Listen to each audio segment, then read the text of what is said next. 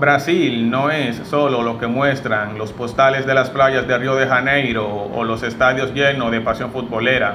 A pocos kilómetros de los hoteles de lujo y de la arquitectura moderna, existe una realidad paralela que pocos se atreven a analizar con rigor científico. Como profesional en criminología, mi labor hoy es diseccionar este fenómeno. Lejos de ser simplemente un barrio pobre, es un territorio bajo leyes distintas a las del resto del país. Hoy no vamos a hablar de historia antigua, vamos a entrar de lleno en la zona cero del crimen organizado. Veremos cómo se vive bajo el dominio absoluto del fusil y por qué las autoridades evitan patrullar en esos lugares. ¿Qué significó realmente la última gran escalada de violencia provocada por el Comando Vermelho hace apenas pocos meses atrás? Yo soy el criminólogo Files, y esto es lo que ocurre cuando un estado pierde el control de sus propios mapas y permite que el crimen organizado dicte las normas de convivencia.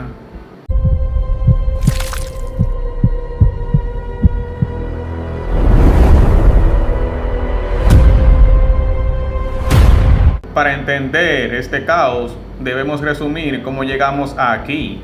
Las favelas nacieron como consecuencia de una urbanización descontrolada y una exclusión estatal sistemática, donde miles de personas quedaron fuera de la ley formal y de los beneficios de la ciudad. Al ser ignoradas por el gobierno durante décadas, estas zonas se convirtieron en el refugio perfecto para el anonimato.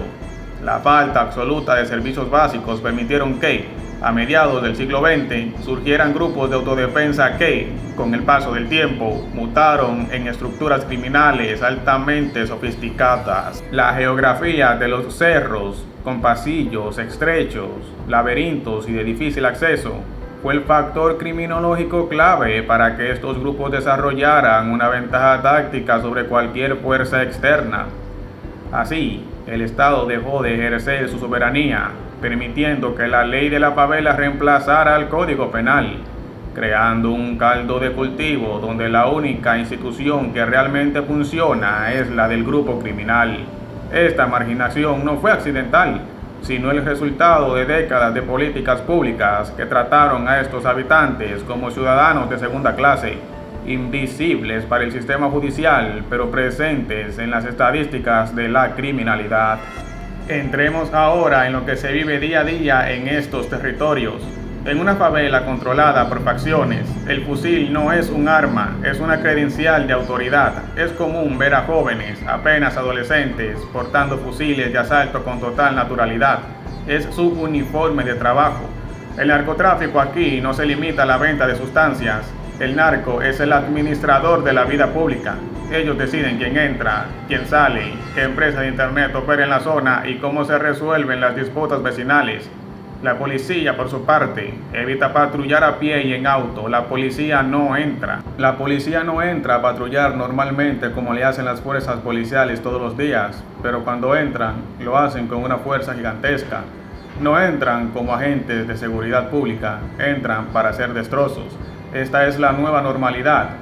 Vivir con el sonido de las patrullas blindadas, con el olor a pólvora y con el miedo constante de quedar atrapado en un fuego cruzado que no distingue entre un objetivo criminal y un vecino que simplemente regresaba de trabajar. La desconfianza hacia las autoridades es total, ya que la población siente que el Estado solo llega para el enfrentamiento y no para la protección. Existe además un fenómeno de normalización de la violencia. Los niños crecen viendo estas armas como símbolos de poder, lo que facilita el reclutamiento por parte de las facciones, convirtiendo al crimen organizado en una opción de carrera para quienes no ven alternativas en la economía formal. Hablemos de lo que ocurrió hace 8 meses. Fuimos testigos de uno de los episodios más críticos de la historia reciente del Comando Vermelho. Lo que vimos no fue un simple enfrentamiento, fue una exhibición de fuerza calculada y coordinada. El operativo que se desplegó en ese momento tenía como objetivo retomar territorios estratégicos donde la facción había desafiado abiertamente la autoridad del Estado. El Comando Vermelho demostró una capacidad logística que asustaría a cualquier experto en seguridad. Levantaron barricadas en puntos críticos, utilizaron francotiradores para inmovilizar a las unidades de élite y, lo más importante, utilizaron la desinformación a través de las redes sociales para movilizar a la población contra la policía, transformando el operativo en un caos total. El saldo fue devastador. Decenas de personas fallecidas, incluidos civiles inocentes que quedaron en medio de una guerra que no eligieron. Este evento fue un mensaje directo al gobierno brasileño. El Comando Vermelho no está debilitado, al contrario, se está profesionalizando militarmente y tiene la capacidad de paralizar sectores enteros de la ciudad mediante bloqueos y ataques coordinados. Analizando los datos de este operativo, observamos que las facciones ya no se defienden de forma improvisada, sino que poseen sistemas de comunicación y vigilancia que superan en muchos casos la capacidad de respuesta táctica inmediata de la policía local. En la criminología llamamos a esto territorialidad del delito. No se trata solo de vender drogas, es un control estricto del espacio físico. Cuando la policía intenta recuperar un sector, no se enfrenta a individuos, sino a una estructura que ha integrado a la población local mediante favores, amenazas y una falsa sensación de protección. En ese operativo de hace 8 meses, vimos como el Comando Vermelho utilizó incluso a residentes como escudos humanos y propagandistas de su causa. La policía quedó atrapada en un dilema ético y táctico. Pero ¿cómo aplicar la ley en un lugar donde la ley no es bienvenida? El mayor triunfo del narcotráfico, al convertir a la policía en el invasor y al narco en el protector local. Las facciones garantizan su supervivencia a largo plazo.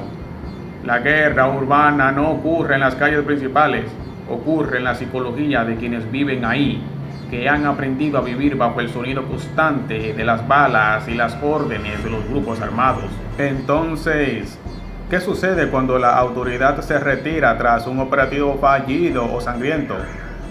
Se crea un vacío de poder que es llenado inmediatamente por la facción, a menudo con una represión interna más severa para castigar a quienes fueron sospechosos de colaborar con las autoridades. Es un ciclo de violencia sin fin. La delincuencia en la favela se ha diversificado. Ya no es solo tráfico de estupefacientes. Ahora vemos extorsiones a comerciantes locales, control de suministro de agua y energía eléctrica y hasta la imposición de impuestos por seguridad privada. Esto plantea un desafío inmenso para la criminología moderna. ¿Cómo desmantelar de raíz una estructura que ha secuestrado la cotidianidad de miles de ciudadanos? La respuesta debe ser contundente y multidisciplinaria. No basta con operativos aislados. Se requiere una inteligencia financiera implacable para asfixiar el músculo económico del crimen. ¿Qué sigue después de tanta muerte causada por estos grupos? La policía de seguridad deben dejar claro que el terrorismo criminal no tiene espacio en un Estado de Derecho. La mano dura es un componente indispensable para detener a quienes han convertido la violencia en su forma de gobierno. Por ello, la respuesta del Estado debe de ser lo suficientemente fuerte y decidida para neutralizar estas amenazas, restaurar la autoridad pública y garantizar que, en ningún rincón del territorio, el crimen organizado esté por encima de la ley. Cuando el Estado despliega sus fuerzas, no estamos ante un simple patrullaje, sino ante una operación de recuperación de territorio frente a grupos que actúan como auténticas organizaciones terroristas. Algunos critican el uso de blindados y la fuerza, pero la realidad es que no se puede dialogar con quienes han sustituido la ley por el fusil.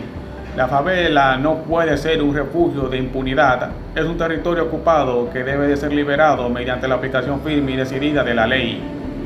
La intervención del Estado no solo es necesaria, es una obligación constitucional para devolver la tranquilidad a los ciudadanos honrados que viven bajo el yugo de estos criminales. No se trata de una ocupación indiscriminada, sino de una respuesta legítima ante quienes han declarado la guerra a la sociedad. Sin una mano dura que desarticule el corazón operativo de estas facciones, seguiremos viendo cómo los delincuentes intentan imponer su ley mediante el miedo y el terror. Ya es hora de dejar de lado los enfoques blandos que solo permiten que el crimen se reagrupe. Estamos ante un sistema donde la autoridad debe imponerse con contundencia. El Estado no puede retroceder ni dudar cuando se trata de enfrentar a quienes no respetan la ley ni la propiedad ajena. La verdadera seguridad pública nace del respeto de la ley. Y ese respeto se logra cuando el delincuente sabe que hay consecuencias claras y severas por sus actos. El precio de la debilidad lo pagan los ciudadanos. Por eso, la respuesta debe ser firme, implacable y decidida. Las favelas de Brasil nos demuestran que el crimen organizado ya no es un problema local, sino un fenómeno capaz de adaptarse, expandirse y desafiar la autoridad de un Estado. Comprender cómo funcionan estas organizaciones no solo nos ayuda a entender la realidad de Brasil, sino también los riesgos que enfrenta toda la región. Pero, ¿qué sucedería si el crimen organizado llegara a tener más poder e influencia que el propio Estado dentro de un país? For the horrors of life,